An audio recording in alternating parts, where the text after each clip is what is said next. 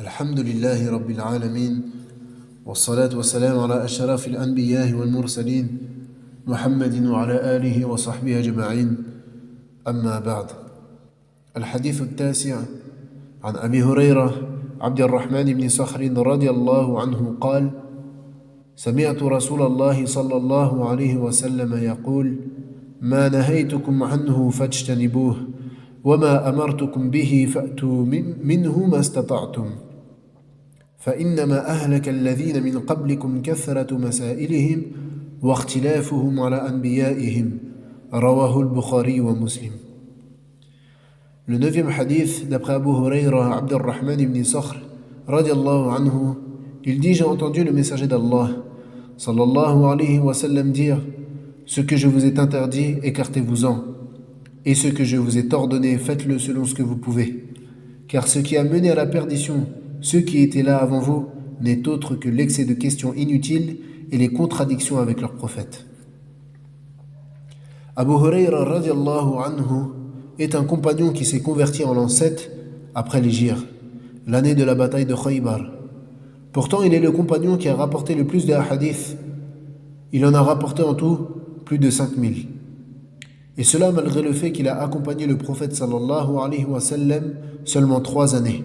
Et cela est une preuve de sa détermination et de sa motivation dans la recherche de la science. Et sa kunya est Abu Hurayra, en raison du fait qu'il était constamment avec une chatte qu'il avait apprivoisée, et la chatte qu'on appelle en arabe Hirra.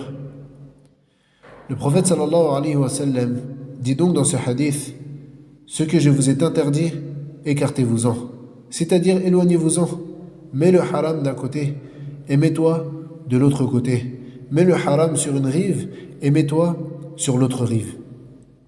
Puis il dit, le prophète sallallahu alayhi wa sallam: et ce que je vous ai ordonné, faites-le selon ce que vous pouvez, c'est-à-dire faites ce qui vous a été facilité, faites ce que vous pouvez, comme c'est venu dans le Coran où Allah azza wa jalla dit: fattaqullaha mastata'tum, et craignez Allah comme vous le pouvez.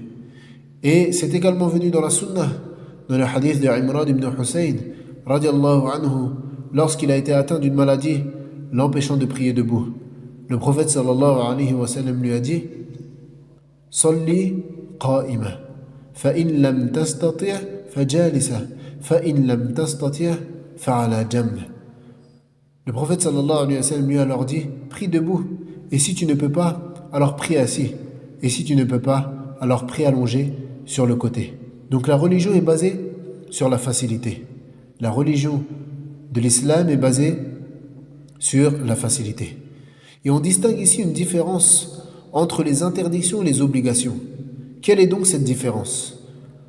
Le prophète sallallahu alayhi wa sallam dit à propos des interdits: éloignez-vous-en, ne vous en approchez pas. Et il n'a pas dit si vous le pouvez. Pourquoi? Parce que le fait de s'arrêter devant l'interdit, tout le monde peut le faire.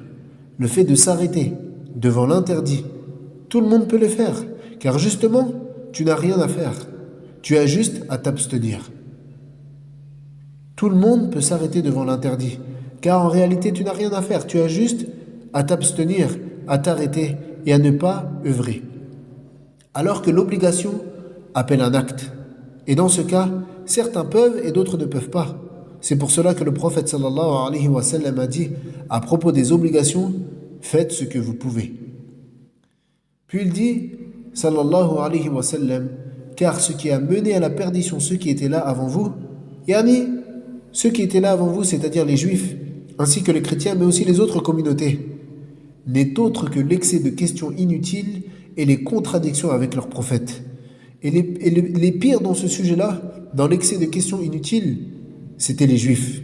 Comme lorsque Moussa alayhi salam leur a dit: wa idh qala Moussa li qawmihi inna Allah ya'murukum an tadhbahu baqarah.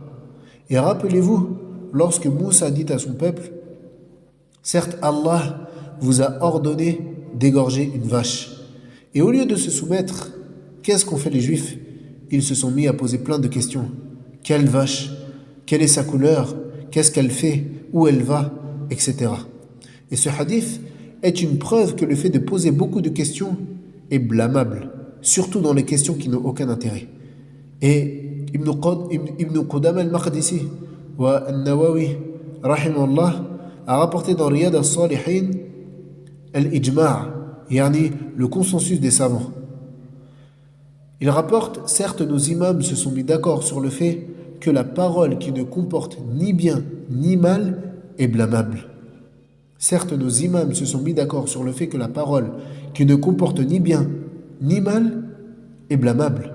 Et comme l'a dit le prophète sallallahu alayhi wa sallam, Man kana yu'minu billahi wal yawmil akhir falyaqul khayran aw liyasmut. Le prophète sallallahu alayhi wa sallam a dit, celui qui croit en Allah et au jour dernier, qu'il dise du bien ou qu'il se taise. Et il a également dit, sallallahu alayhi wa sallam, Man samata naja. Celui qui se tait sera sauvé. Et rentre dans le fait de poser beaucoup de questions, le fait de poser des questions sur des choses qui ne nous regardent pas. Et ceci est un acte blâmable. Ceci n'est pas permis. Le fait de poser des questions sur des choses qui ne nous concernent pas, qui ne nous regardent pas, est quelque chose de blâmable et d'interdit. Par exemple, tu racontes ton ami et tu lui dis où est-ce que tu étais, avec qui, où est-ce que tu vas, qu'est-ce que tu faisais. Ceci est interdit, cela ne te regarde pas. Et cela ne fait pas partie du bon comportement. Comme l'a dit le prophète sallallahu alayhi wa sallam, min husni islamil mar'i tarkuhu ma la ya'nih. Fait partie du bon islam de la personne le fait qu'elle délaisse ce qui ne la concerne pas. Et à notre époque, les gens sont devenus curieux. Ils veulent tout savoir. Et sache qu'à force de chercher à savoir ce qui ne te concerne pas, tu finiras alors par tomber sur ce que tu ne devais pas savoir. Et l'imam al-Zahabi rapporte dans As-Siyar à propos d'un parmi les salafs. Il est passé à côté d'une très belle maison, si bien qu'il n'en avait jamais vu de telle auparavant. Et il a dit, quand est-ce que cette maison a été construite? Et il s'est parlé à lui-même. Il s'est dit, quand est-ce que cette maison a été construite? Puis il a ensuite blâmé sa propre personne en disant, ô âme, qu'est-ce que tu as à parler dans ce qui ne te concerne pas? Par Allah, je vais te punir en jeûnant pendant 1 année. Et il a jeûné 1 an juste pour cela. Juste pourquoi? Juste car il s'était questionné quand est-ce que cette maison avait été construite, alors que ceci ne le regarde pas. Et il a blâmé son âme, en la faisant jeûner pendant 1 année. Alors que dire de nous, si nous en faisions autant?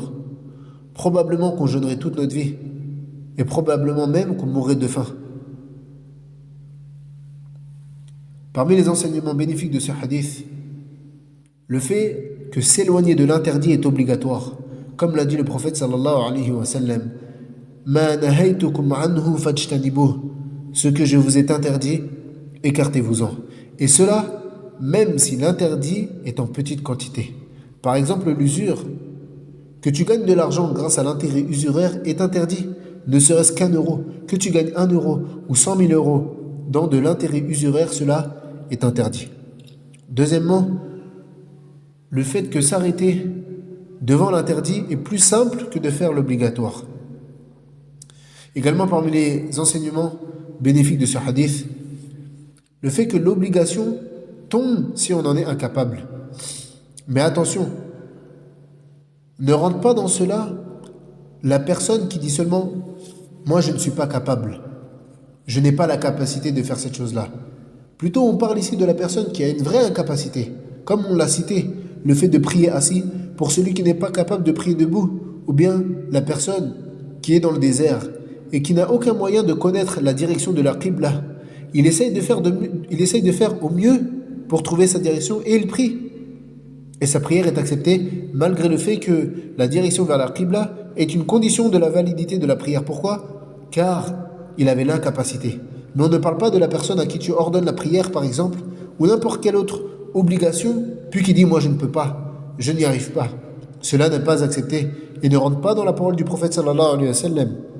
Et pour cette personne, il n'y aura alors aucune excuse. Quatrièmement, le fait qu'il ne convient pas à la personne, lorsqu'elle prend connaissance d'un ordre du prophète sallallahu alayhi wa sallam, de poser des questions dessus. Est-ce que c'est quelque chose d'obligatoire? Ou bien est-ce que c'est quelque chose de recommandé seulement, etc. Mais plutôt mets en pratique son ordre. Soumets-toi au prophète sallallahu alayhi wa sallam, car tu n'es qu'un serviteur d'Allah. Obéis à Allah et à son prophète sallallahu alayhi wa sallam. Cinquièmement, le fait que ce qui vient de la sunna est obligatoire, au même titre que ce qui est venu dans le Coran. Ce que le prophète sallallahu alayhi wa sallam nous a ordonné dans la sunna est obligatoire, au même titre que ce qui est venu dans le Coran. Car le Coran nous ordonne d'obéir au prophète sallallahu alayhi wa sallam. Kama qala Rabbuna ta'ala, man yuti'i ar-rasul faqad ata'a Allah. Quiconque obéit au messager obéit certainement à Allah. وكذلك يقول النبي صلى الله عليه وسلم ألا إني أوتيت القرآن ومثله معه. Est-ce qu'il ne m'a pas été donné le Coran et son équivalent avec, c'est-à-dire la sunna? Sixièmement, le fait que poser beaucoup de questions est une cause d'anéantissement, et plus particulièrement les sujets comme les sujets de l'invisible.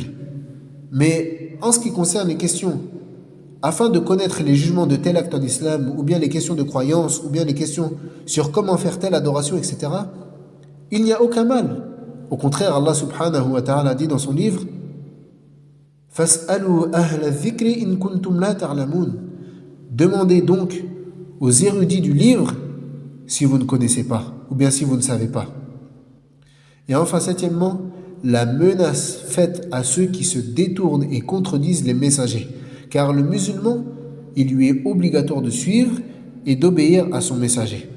Donc la personne qui contredit les ordres du prophète, ou bien même des prophètes, alayhimus salam, il est en réalité en train de préparer son anéantissement.